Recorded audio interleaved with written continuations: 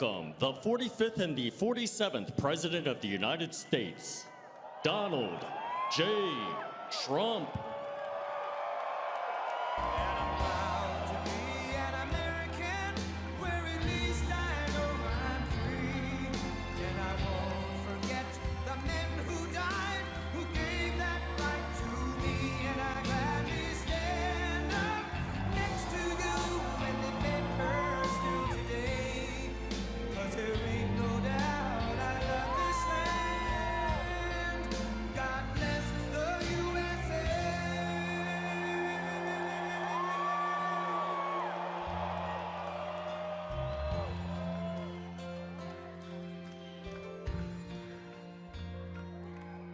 From the lakes of Minnesota to the hills of Tennessee, across the plains of Texas, from sea to shining sea, from Detroit down to Houston and New York to LA, where there's pride in every American heart, and it's time we stand and say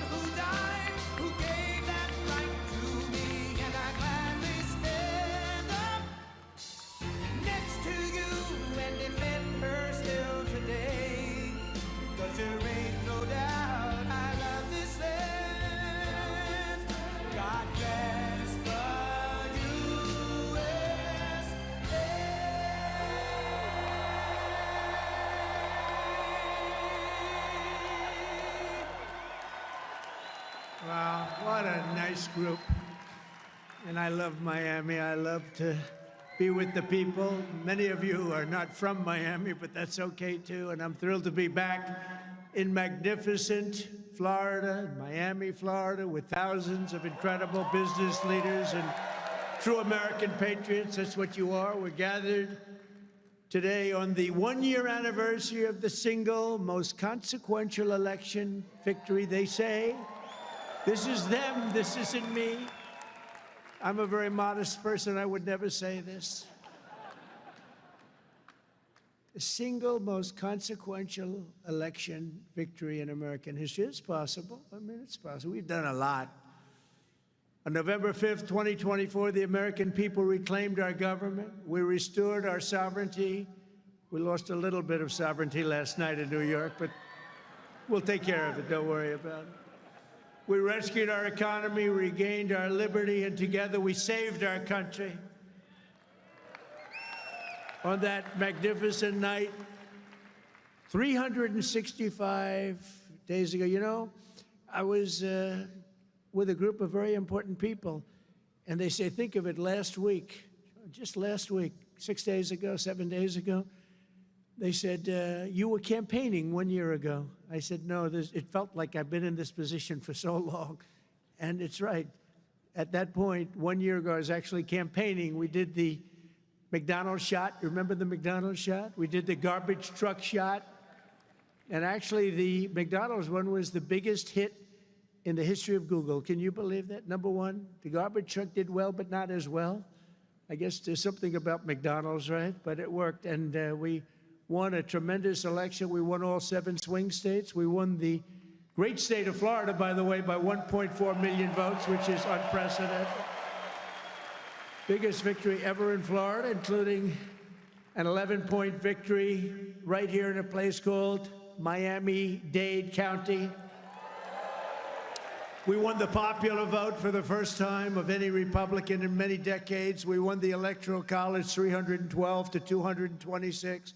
And we won 86% of the counties in America. That's a big one. 2,700 to 525. I'd say that's called a landslide, right? We got more votes from African Americans than any Republican candidate in history. We also won a record share of votes from the incredible Hispanic American community. There might be a couple of us left. Biggest vote in history. And above all, we won a resounding mandate to make America great again, which is what we're doing. And every day since, I've been fighting to turn the promise made into the ultimate promise kept. We're going to do our job. We have a big job to do. We've done really well. I think it's the best 9 months, they say, of any president. And I really believe that if we can have a few more 9 months like this, you'd be very happy. You'd be very satisfied. But it's been pretty incredible, with trillions and trillions of dollars being poured back into our country by other countries and other places and people. 1 year ago, we were a dead country. Now we're a country that's considered the hottest country anywhere in the world. It's the hottest country. We are now in the hottest country anywhere in the world. And I'm pleased to report that today the United States has the strongest economy, the strongest borders, the strongest military, the strongest friendships, and the strongest spirit of any nation anywhere. We have the greatest economy right now. A lot of people don't see that. But if you look at what's happening with all the factories, AI, auto plants all over the country being built, that if you would have thought about that 2 or 3 years ago, you would have said it was the opposite. They were all leaving. Now they're all coming in. They're all coming back and then some. And I think that we can honestly say, and I think you're going to see it even more so over the next 12 months, that this is the golden age of America. This is the golden age.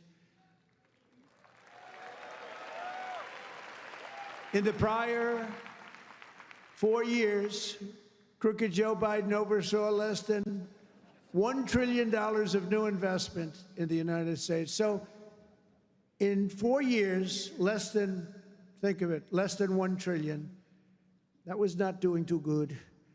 In 9 months, I've secured commitments of over $18 trillion, and we're going to have $21 trillion within the first year. So Sleepy Joe did, think of that. In 4 years, he did less than $1 trillion. We're going to have 21 trillion in 1 year. I would say it's slightly better. Slightly, just a little bit better. The stock market has set 40-time all-time record highs, and just recently, record high, record high, record high. All of them, all of the different exchanges. GDP growth in the second quarter was an amazing, almost 4%. And as you know, they said, oh, it'll be 2% or 1%. And it's been really helped a lot by the tariffs. It's been really helped incredibly, because this is really a transition period. We went from a horrible, failed country to a tremendous success. It's a transition, and yet we did almost 4%, triple and even quadruple almost every other country anywhere in the world. Think of that. In the third quarter, we're on track to achieve an estimated 4.2, maybe more, who knows. I think if you go a couple of years out, you're going to see numbers like you've never seen, because all of these places that are now under construction, they're being built, they're going to be open, and thousands of jobs, hundreds of thousands of jobs are coming in, even building them. But when they open, that's when you're really going to see the numbers. We're building some of the biggest buildings ever built anywhere in the world. The AI buildings, you know, they can cover, they show displays of them. They can cover the island of Manhattan. They're so big. They literally can cover the island of Manhattan. In 9 months, we've lifted over 600,000 Americans off of food stamps, which is a record. 1.9 million more American-born workers are employed today. Think of that.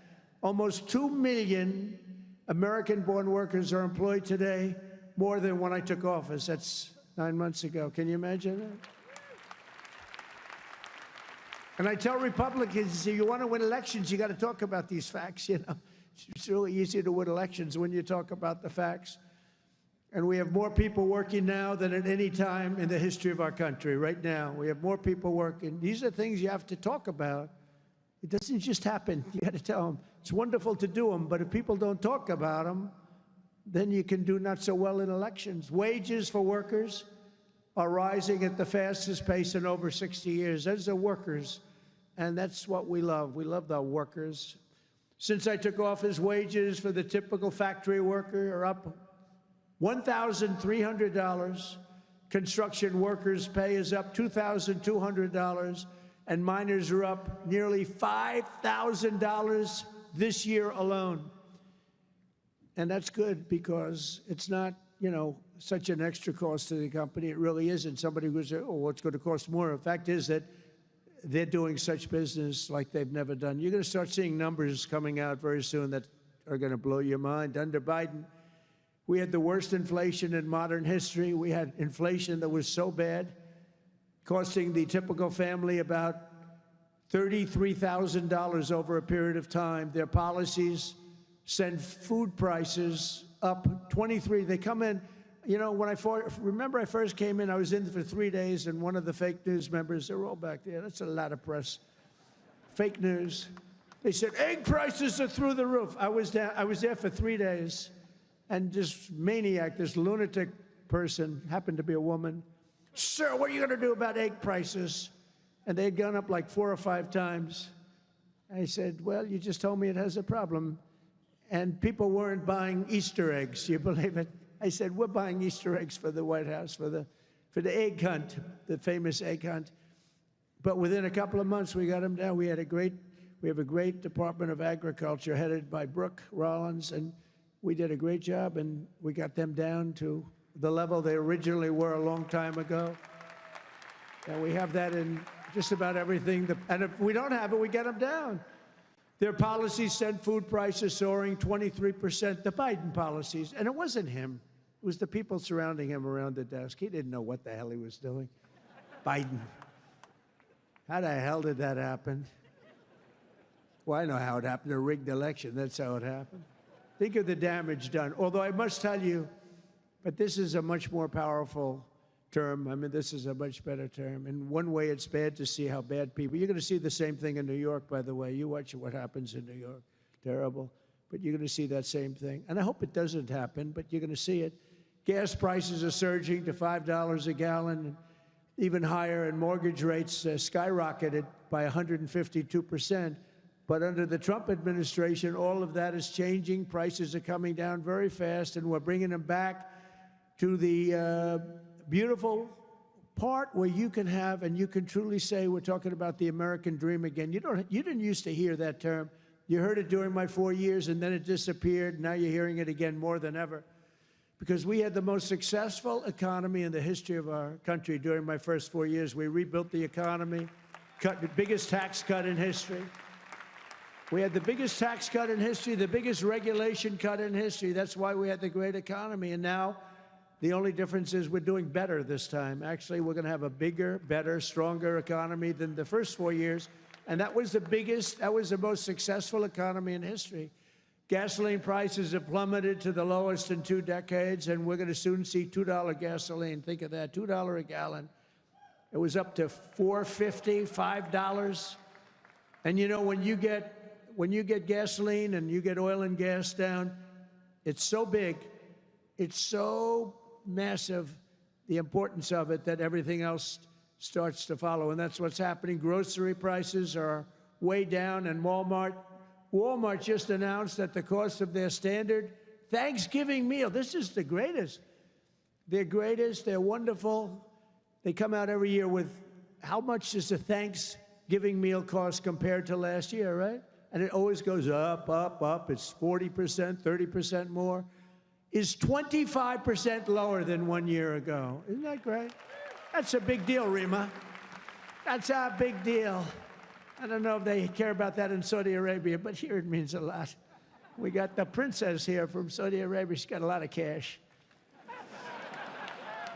Serious cash, and she's a great person.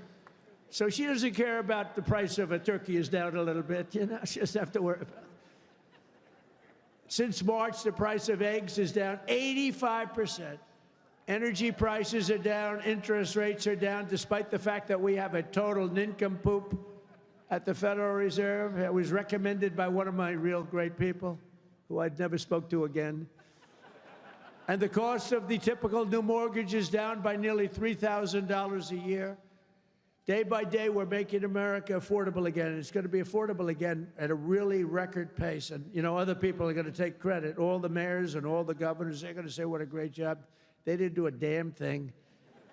Yet as we speak, the Democrats in Congress are trying to put all of this progress at risk and drag us back to the Biden policies of soaring prices, crushing energy costs, massive spending, open borders, let the world come into our country from prisons and from mental institutions, let them pour in, and rampant inflation. That's what Biden gave us, all of those things. With the reckless Democrat shutdown, virtually every Democrat in Congress has voted to hold the American people hostage in an effort to extort hundreds of billions of dollars in new spending. They're demanding free health care for illegal aliens that just came into our country from prisons and from mental institutions, and drug dealers and drug addicts, and they want to give $1.5 trillion in giveaways that would turbocharge rapid inflation again, as they did the first time. You remember that just a couple of years ago, 4 disastrous years we just had.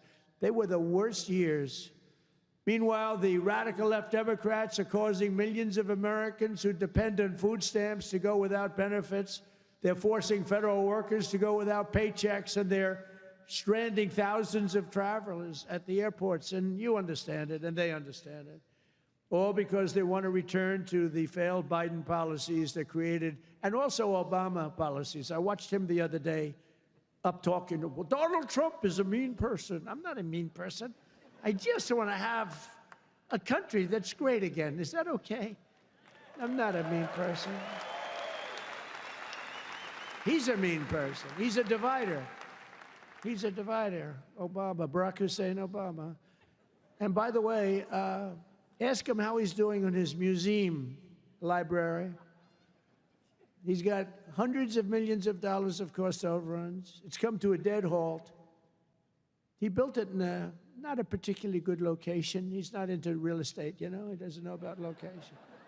He doesn't know about location. But he built it in a location that's not going to be too good. But the thing has come to a dead halt. It's way over budget. It's sort of like Gavin Newsom in California. He's got a train that was supposed to go from San Francisco to Los Angeles, which is a stupid idea because an airplane is faster. I don't care how fast it goes. And they had plenty of airplanes. San Francisco, inside San Francisco to inside right there, L.A. And what they did is they said, oh, man, this has been going on for years. It's billions and billions of dollars over budget. So what they decided to do is cut it so that it doesn't go into San Francisco and into L.A. It way short of both. And then they cut it again and again and again. Pretty soon they're going to have like 2 miles of track. Billions and billions of dollars. Totally incompetent. The biggest cost overrun proportionately that I've ever seen. Many, many, many times more. And it's no longer the same. It was supposed to go into the city. Now it's way short, many miles short of the city. So they're going to drop you off and you can walk the rest of the way.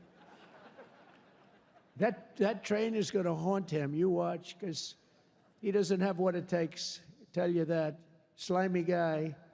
He's a slimy one. Maybe that should be his nickname. Slimy Newsom, right? But he doesn't have it. But you look at that train, it's going to cost him. Republicans have voted 14 times to fund the government. And it's time for Chuck Schumer, crying Chuck. Remember he started crying at the airplanes? They were the worst forced tears. I've known him all his life. He's never cried. But he broke down in tears. He was so devastated. He didn't know why he was crying, but he just thought it was good to do. His people told him this was a good time to cry. Crying Chuck. But it's time for Chuck Schumer and the radical Democrat Congress to stop playing games with the people's lives and to pass a clean funding bill that they've done 30 times before. And to reopen government immediately. Just reopen it. They don't like it to be reopened because we're setting records. They think actually, I don't think anything's going to hurt. We are so strong now that I'm not sure that anything's going to hurt. But it would be good to open it up. take care of the people with jobs that aren't going to get paid and aren't getting paid. And no matter what, we will not let them impose their inflation-causing extremism on the American people. We're not going to pay $1.5 billion for people that came into our country illegally, okay? If you don't mind. That's what they did last time. Remember the Inflation Reduction Act? The greatest scam, one of the greatest scams. I would say some of their environmental scams were even bigger, but one of the greatest scams ever, Inflation Reduction Act. And then they admitted it had nothing to do with inflation reduction, remember? But it did actually caused massive inflation. It actually caused massive inflation. But we don't use auto pens in the Trump administration to sign things. We don't believe in that. You know, I get these guys come in with these big, beautiful documents, gorgeous, beautiful, must cost a fortune. I should check the price. But, you know, a general is being made or something, you know, some big post. And they say, sir, would you sign this, please? It's going to be a 4-star general, or it's going to be a big cabinet position, or it's going to be something with medical or whatever. I take my pen and I sign it. In his case, they walk it into a room and they give it to somebody who's no idea who Biden is. But Biden doesn't have any idea who he is either. And they have a machine sign it, the auto pen. And all of the pardons, he gave thousands of pardons to people. He had no idea about it. He didn't know about it. And therefore, all those pardons are void. You know, you have to have, it's a very complicated thing if you're going to use the machine. You have to do it properly. And he didn't have any idea what was happening. And this is what we had as a president. We don't want that. You have the opposite right now. I don't want to be braggadocious, but you have the exact, I know exactly what's happened. If you want to see what congressional Democrats wish to do to America, just look at the result of yesterday's election in New York, where their party installed a communist as the mayor of the largest city in the nation.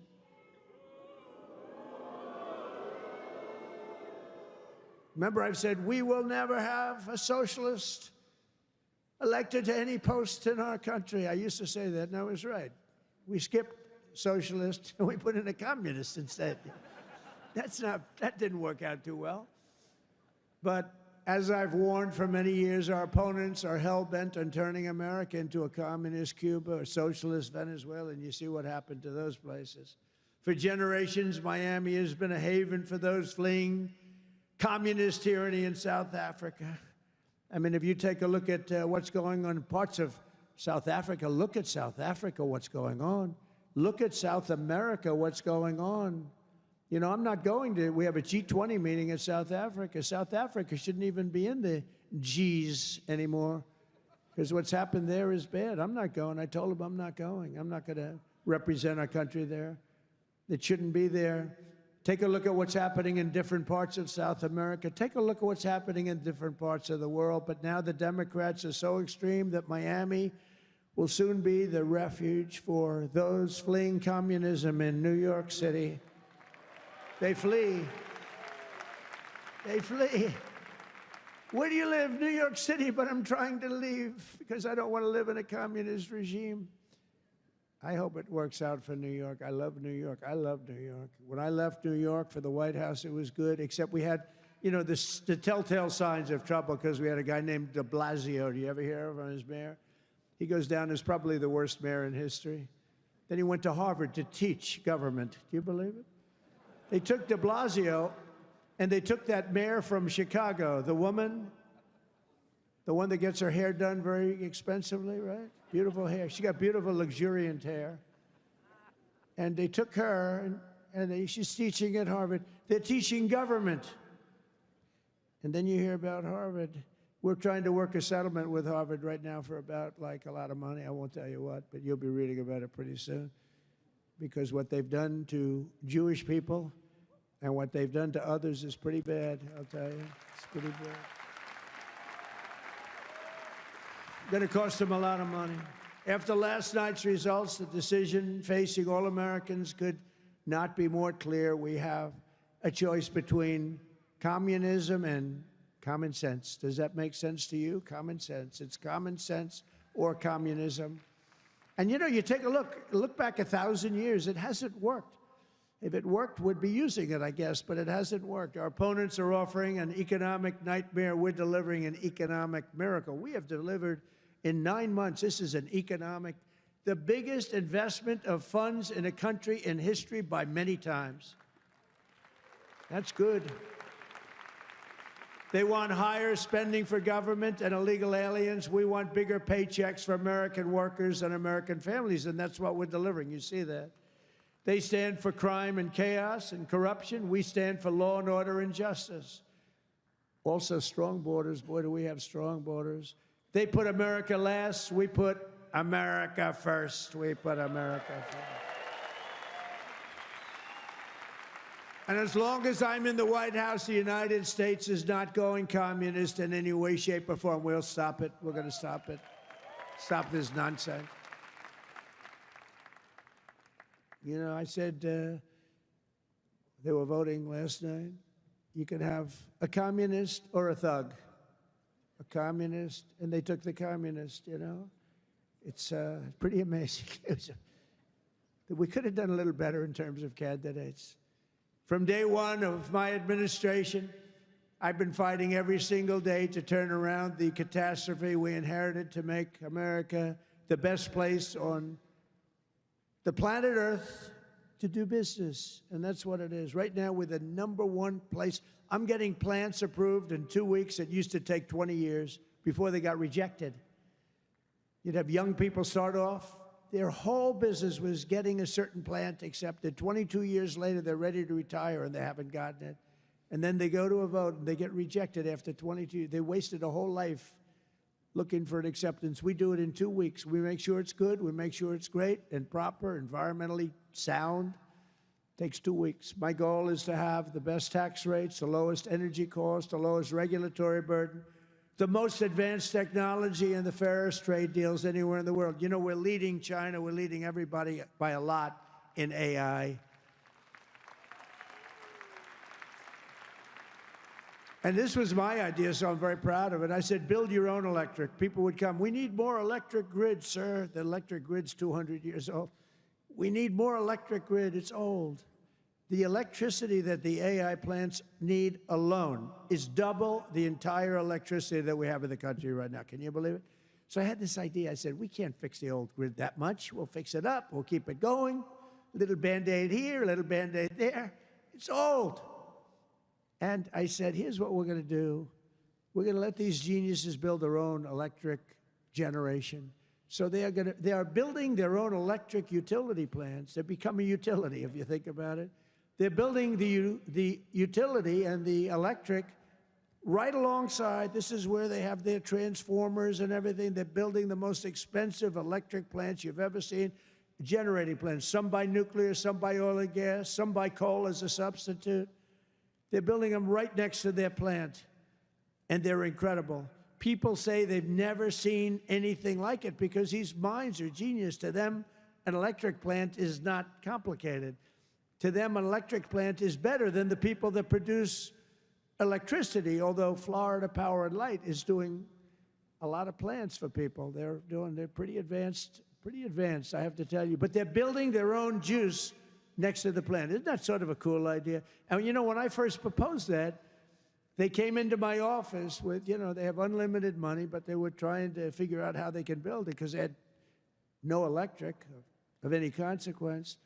And I said, you're going to build your own plant. I'm going to get you your approvals in 2 weeks, 3 weeks, maybe a month if I'm slow. We have a great man, Lee Zeldin, in charge of the environment. He's incredible. And he's tough, too. He's very tough. But they have their approval in 2-3 weeks. You know, they're dealing with the best experts in the world. They know what they're doing. It's amazing when you see some of the stuff come in, designed by guys with 190 IQs, and then you have an inspector who's not quite as smart as that, inspecting it to see whether or not it's okay, and he has no idea what he's looking at. No idea.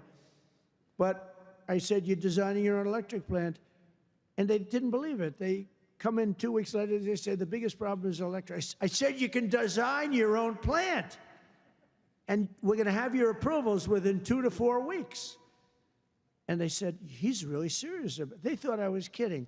It was so good They couldn't believe it. They'd leave and they couldn't believe it. It took me 2 or 3 times to say it. Yeah, they're designing their own electric plants, and it's unbelievable. And then they're going to sell their excess electricity back into the grid. So we benefit in that way, too. In July, I proudly signed into law the largest tax cuts in American history. Now, that's the second time. I did it the first time, but these are even larger, the great, big, beautiful bill.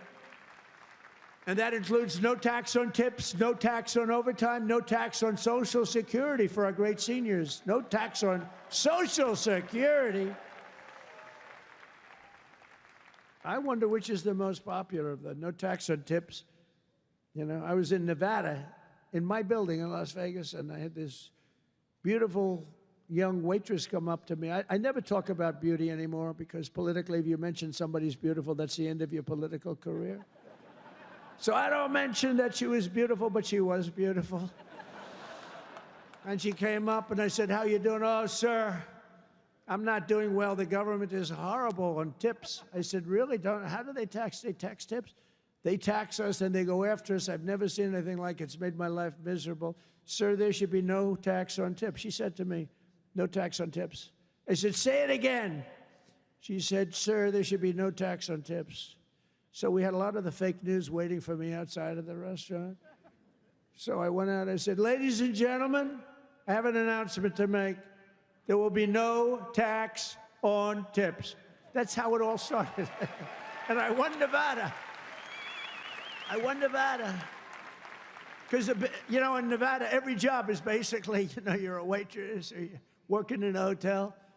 No, that's how it started. So it was amazing. We won Nevada easily, which is usually not a stronghold for Republicans, but it's become a stronghold. So I want to thank the waitress. She did a great job. But when she said those words, "Sir, there should be no tax on tips," it's amazing. Somebody else would hire a consultant, pay them millions and millions of dollars. They'll come back and they'll say, "Sir, I think you should absolutely tax tips," and you lose the election. But we also have 100% expensing for all new factories, plants, and equipment, so your businesses can write it off all in 1 year, and that's a lot of jobs you're doing and producing. That was, to me, the biggest thing in the first bill. But this is even better because this goes for a 10-year period. Upon taking office, I signed an executive order requiring that every new regulation, every time we issue a new regulation, think of this, 10 old regulations must be eliminated simultaneously. So if we give you one, you get rid of 10. And so far, for 9 months, we're exceeding that. And it's 30 to 1. For every new one we give, they're getting rid of 30 old, broken down regulations. And we've slashed nearly $1 trillion worth of regulatory burdens. We have regulations that are so old and nobody uses them, but they stymied a lot of production, a lot of jobs. And I did it the first time, and we had the largest regulation cuts in history, and now we're exceeding it this time. So it's big. It's one of the reasons we did so well then, and I think it's one of the reasons we're doing so well now. Again, we have to talk about it, because if we don't talk about it, nobody else, the fake news, is not going to talk about it. And we have streamlined permitting for the new energy and mining projects. What used to take decades now takes 28 days. And on day one, I signed an executive order to unleash American energy and officially terminate the Green New Scam. Has anyone ever heard of the Green New Scam? Remember the old thing, global warming, and then it would be too cool? And then they said global cool. They didn't know what the hell to say. So they came up with the greatest, climate change. No matter what, if it goes up, if it goes down, climate change. They're very, very smart people, but not smart for us. They're smart for them. But my policy was very simple. Drill, baby, drill. We're drilling like crazy right now.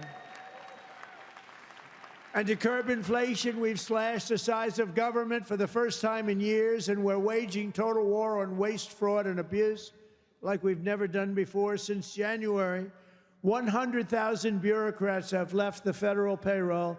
Government spending is down 2.5% this quarter compared to 1 year ago. Think of that.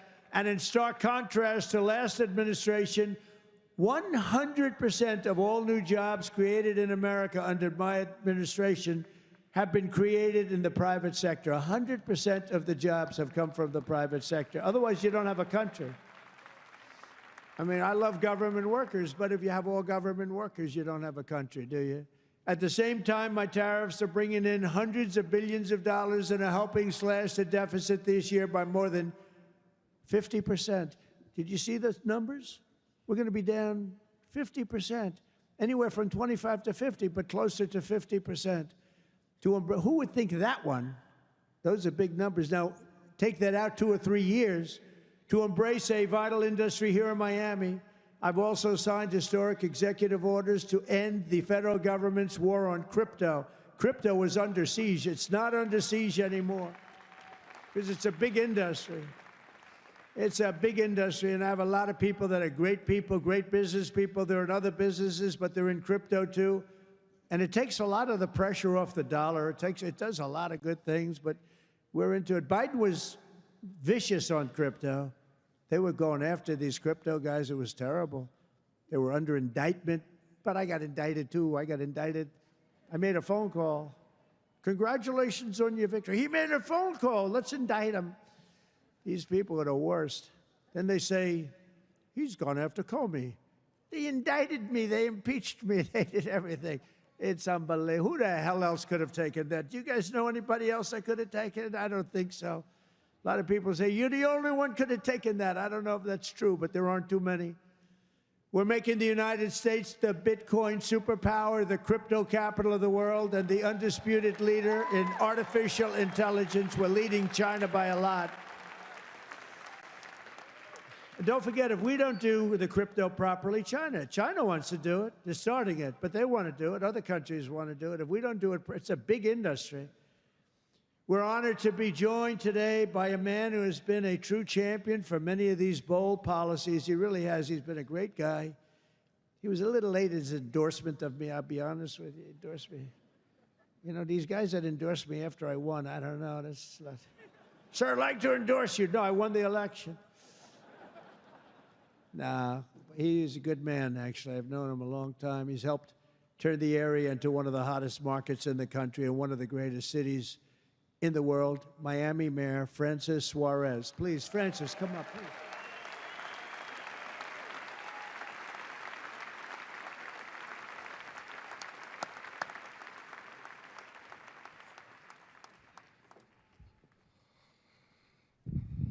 You're never gonna let me forget that one, huh? Thank you, my brother. Thank you, Mr. President. Just a little shorter than you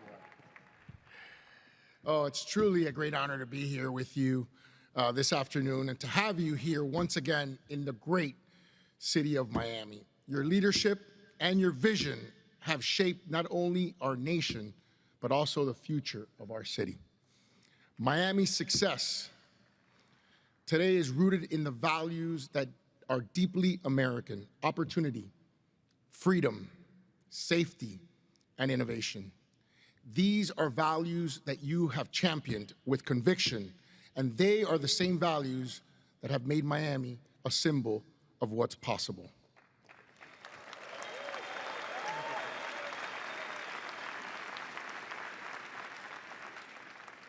When people believe in the promise of America, Mr. President, I want to personally thank you for your continued support of our vision for this city.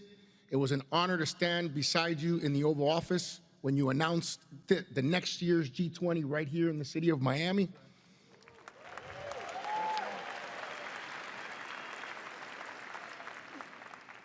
Thank you for choosing our city to host what is perhaps the most important and consequential gathering of leaders from around the world. Miami has come a long way, and we will rise to the occasion, Mr. President.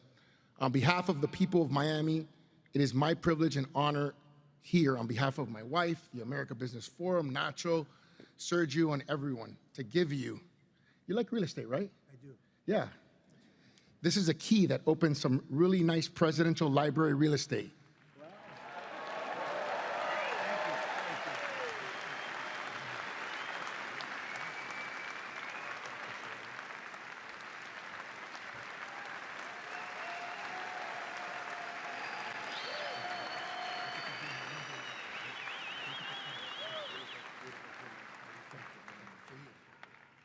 That's beautiful. Thank you. Thank you very much, Francis. I appreciate it. And you know, he's really a special guy. I'm going to take this, I'm going to put it in the White House, and then I'm going to move it to Doral in about 3.5 years. We put it right in Doral, right? In the lobby of Doral. A lot of people from Doral. Well, thank you. That's a great honor. I also want to thank a man who's been unbelievable in terms of Israel and so many other things. You know, he was a great real estate developer, but he had a great personality. And you need a personality for this. And I said, he's just as good as there is, and he's done so well. And you look at what's happened with Israel. We have peace in the Middle East. Can you believe it? Peace in the Middle East. And he's Special Envoy Steve Witkoff. Steve, where are you, Steve? Wherever you may be. Where are you? Steve, thank you. What a job you've done. Thank you very much. What a job he's done. That guy's got that personality. Now, I wanted a deal maker, but, you know, a lot of deal makers don't have good personalities. You end up in a war. They make the deal, but you end up in a war. This guy, everybody loved him for years. I've known it. And he was the right guy for the job. Peace in the Middle East, 3,000 years. They've never had peace in the Middle East. We're going to have it, too. We're doing well. Just keeps going along. And we just had a meeting. It's even more and more so. And so many people in this room are very much into Israel and the Middle East. And it's been amazing what we've been able to do. And you've done such a big part of it, along with a very special young genius named Jared Kushner, who helped you so much. Stand up, Jared. And he's the father of the Abraham Accords, right? He's the father of the Abraham Accords. And by the way, my granddaughter, Arabella, would you stand up, Arabella? She looks so great. I said, how are your marks in school, Arabella? Grandpa, I have all A's and A+, you know that. Like it was a stupid question I asked her, right? We're proud of you, Arabella. Jared, thank you. What a great job. And we have a lot of people joining now the Abraham Accords. And hopefully we're going to get Saudi Arabia very soon. But I'm not saying that. I'm not lobbying. No, but we have a lot of people. We have a lot of people that are coming aboard. You know, the key was when we took out the nuclear capability of Iran, all of a sudden everybody said, wow, that was nice. They've been wanting to do that for 20 years. Saudi Arabia's ambassador to the United States, Princess Rima, thank you very much. Please stand up. Thank you. Thank you. Thank you very much. Say hello to everybody. Okay? Say hello to a great group of people in Saudi Arabia. Thank you. Stephen Miner, Mayor of Miami Beach. Stephen Miner. Where is Stephen? Thank you, Stephen. Thank you. Good job you're doing. Excellent. Thank you, Stephen. The mayor of Coral Gables, Vince Lago. Vince Lago, thank you. Thank you. Great job, Vince. The mayor of Doral, I love Doral. And I like this woman a lot, Christy Fraga. Christy. Where's Christy? Thank you, Christy. I like Doral. We also have Commissioners Damian Pardo, Laura Dominguez, Ralph Rosado, Miami-Dade Supervisor of Elections, Alina Garcia, the President of FIFA, Gianni Infantino. FIFA, where's Johnny? Whoa, Johnny, my boy. I didn't know he was going to be here. He's big stuff. And the world, look, you know, Johnny and I worked the deal originally, and it looked like I wasn't going to be president because it was in this term, right? So when they rigged the election, I said, oh, man, I have to run again because I want to be president when they have the World Cup, right? And look what happens, Johnny. I'm president when we have the World Cup. It wasn't supposed to be that way. But I can only tell you that the tickets are selling at numbers and record like they've never sold ever before. I heard you just told me that they're doing record business, right? The way you had the World Cup coming, think of it, we have the World Cup coming, we have 250 coming, and we have the Olympics. 250 is 250 years of age. And we have UFC at the White House, by the way, on June 14th.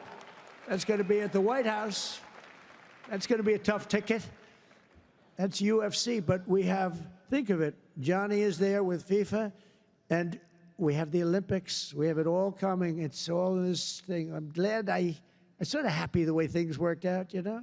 It's turned out to be as good as it could be. I think we've made more progress than we ever could have made in the second term. I think this is really more progress being made. We also have Formula One CEO Stefano Domenicali, and where's Stefano? Very good. That's big stuff. We have a lot of big people here today. We also have a gentleman who called my election successfully. He said, and Donald Trump will be the next president of the United States. Got a great voice. Brett Baer. Where's Brett Baer? Brett Baer. Where is he? And his son is with him, Paul. Paul's a very good golfer, so is Brett. Thank you, Brett. He's doing an interview with me right after the... Oh, is that Paul? Stand up, Paul. Paul, did we take your father easily in golf? Tell me, huh? That was easy, right? Get ready. We'll do it again. Thank you very much, Paul. You look great. Also, I want to thank your two great senators, Ashley Moody and Rick Scott. And, you know, I just left them. Believe it or not, I had a meeting with all the senators this morning.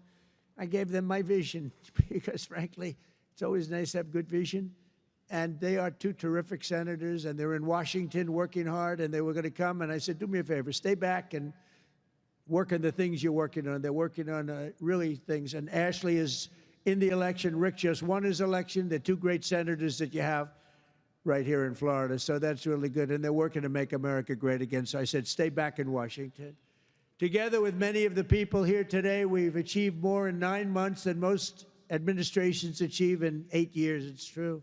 We've really done a lot. We inherited the worst border in history, and within a matter of weeks, we turned it into the strongest border anywhere in the world, and they have some pretty strong borders, but we have literally no people coming through. They do come in. They come in legally. You know, we want people to come in. We want to make it real easy for them, actually, but they come in legally. So you have to know that.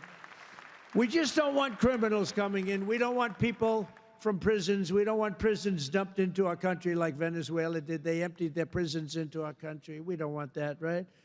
For months in a row, 0 illegal aliens have been admitted into the United States. 0.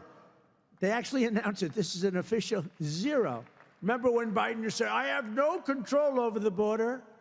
Millions of people pouring through, not people that you could look at them, not that we discriminate. You could look at them and say, these are not going to be perfect for our country.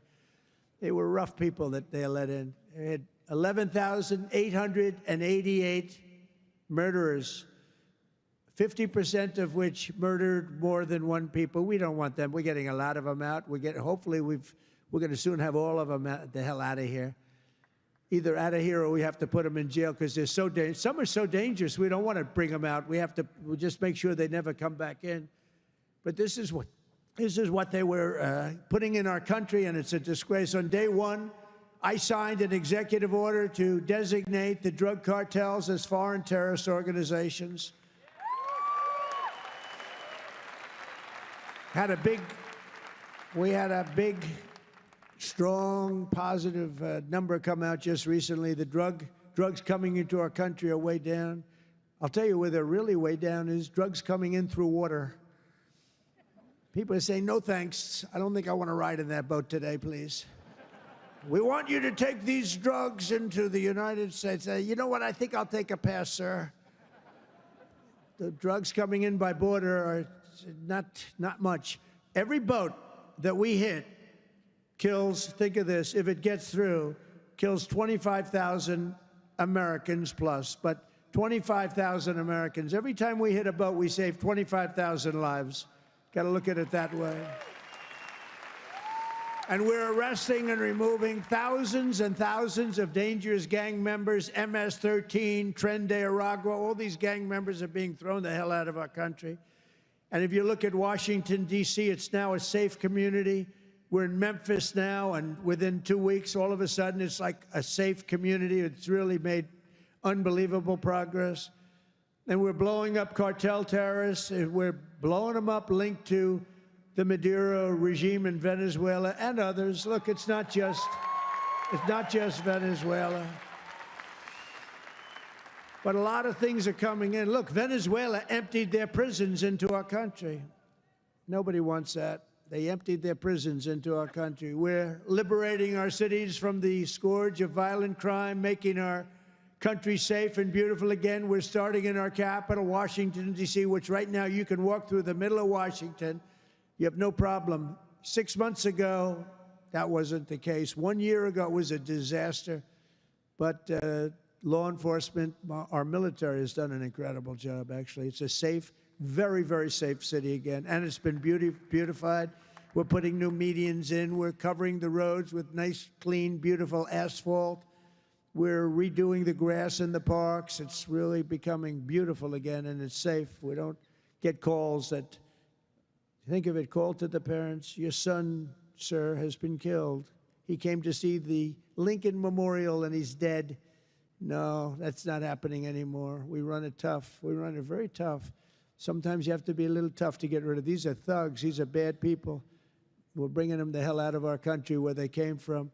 We renamed the Department of Defense to the Department of War. And well, if you think about it, after the Second World War, they changed it to defense, right? So we won the First World War. We won the Second World War. We won everything in between and everything before, never lost a war. We still don't lose wars. Sometimes we don't fight to win. You know, we'll stay around the country for 15 years, just bomb the hell out of everybody, make everybody miserable. Nobody knows why we're there, you know, the wars that never end. But we made it clear that the days of political correctness in our military, they're over. We don't want to get into wars. I rebuilt the military. We have the strongest military by far in the world. We make the best equipment, the best missiles, the best rockets, the best everything. We redid our nuclear. We're the #1 nuclear power, which I hate to admit because it's so horrible. It's such a horrible situation if it ever has to be used. Russia's second. China's a distant third, but they'll catch us within 4 or 5 years. They want to catch us, and they'll be able to catch us. And we're maybe working on a plan to denuclearize the three of us, so we'll see if that works. But we have the strongest military anywhere in the world by far. We're investing $1 trillion in the United States Armed Forces this year. It's the biggest amount we've ever invested, and the spirit of service members is soaring like never before. We used to have recruiting shortages a year ago. You remember, you couldn't get people to join our military all around the world. You couldn't get them to rejoin. You just couldn't, no matter what you do. That we were way short. Now you can't get into our military. The waiting list, you have waiting lists to get into our military because we have spirit in our country. And all around the world, America is making peace, and we're really making peace through strength because they know they're not going to mess around with us. Nobody's going to mess around with us. You saw what happened. We made a deal with China last week, and we made a deal with Japan last week. We made a deal with Malaysia. They helped us so much. All great economic deals, all great. Great for everybody. In 8 months, I ended 8 wars, including Kosovo and Serbia, the Congo and Rwanda. That was going on for a long time. Pakistan and India. You know, I was in the midst of a trade deal with both of them. And then I read on the front page of a certain newspaper, I said, I don't want to mention the newspaper because it's usually fake news, but I heard they're going to war. 7 planes were shot down. An 8th was really badly wounded, but 8 planes were shot down essentially. And I said, this is war. And they were going at it. And they're 2 nuclear nations. I said, I'm not going to make any trade deals with you guys unless you agree to peace. No way, this has nothing to do. I said, it has everything to do. Your nuclear powers. I'm not trading with you. We're not making any deals with you if you're at war with each other. A day later, I get a call. We've made peace. They stopped. I said, thank you, let's trade. Isn't that great? Tariffs did that. You know what? Tariffs. Without tariffs, that would have never happened. Israel and Iran, Egypt and Ethiopia, Armenia and Azerbaijan, and Cambodia and Thailand. All of them were in war, starting war. Some of the wars were 32 years old. One was 38 years old. Amazing. They tried to, President Putin, I spoke to him 2 weeks ago, and he said, on the one, He said, we've been trying to settle that war for 10 years. We weren't able to do it. You got to settle. I got some of these things settled in an hour. No help from the United Nations at all. The only thing I got from them was a blank teleprompter. Remember I went up there, Princess? Ladies and gentlemen, on behalf of the United States of America, President Donald J. Trump, I'm looking at the teleprompters, and I have all my friends, including your family, sitting out there, 158 leaders, some in beautiful silk white robes, others in bad shirts, bad ties, and some in beautiful shirts and ties. But they're all the leaders, 158 leaders. And they're saying, President, and I'm walking up to the President Donald J. Trump, and I'm looking at the teleprompter, stone cold blank. They did it on purpose. And I think I gave my best speech. That's what I was told.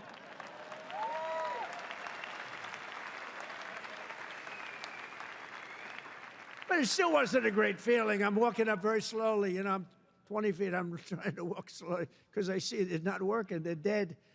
They did it on purpose. But it worked out okay. Not great people. Most important of all, for 4 weeks ago, and this is very important, we brokered the historic peace deal that ended the war in Gaza. And it's a serious end, too. You know, I read a lot of people, oh, it's very tenuous. Jared and Steve, I don't think it's tenuous. Do you? I hope it isn't, because otherwise I'll have to cross it off. I'll have to say only ended 7. But that was a tough one, right? That was a tough one. But there's nothing tenuous about it. It's a serious end. Gaza has been a disaster for so many years, and I think it's an end. I think you're going to see some tremendous things happening. We just had a meeting just before I got up, and some great things are happening. And with Israel and peace in the Middle East, it's amazing, actually, what they've done. And what you two guys have done have been incredible. True. On day 1 of my administration, I signed an executive order to slash federal funding for any school that pushes critical race theory or transgender insanity on our youth.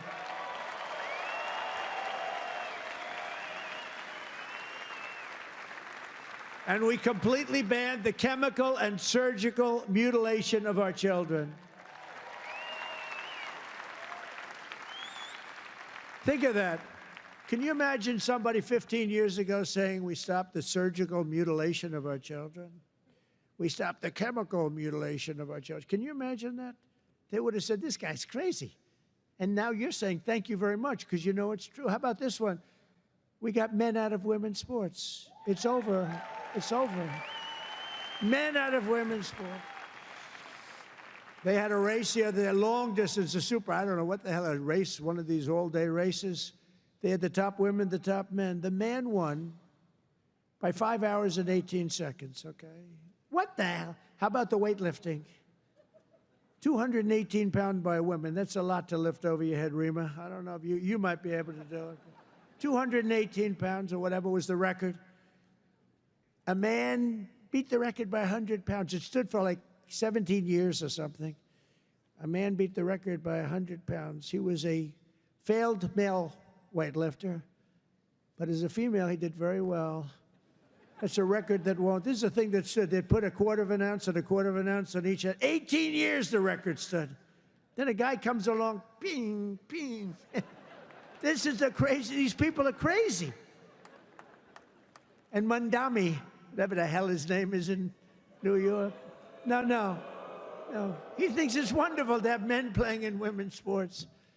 The swimming's good, too, you know? You know the story? Records are being beaten by numbers that nobody's ever seen, nobody ever thought possible.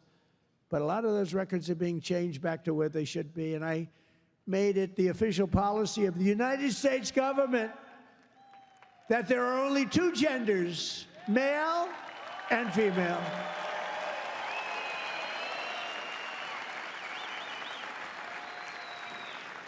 And we're restoring the name of a great president, William McKinley, to Mount McKinley, the beautiful Alaska mountain I renamed. Think of that. They took the name of McKinley. He was a great president. He was assassinated.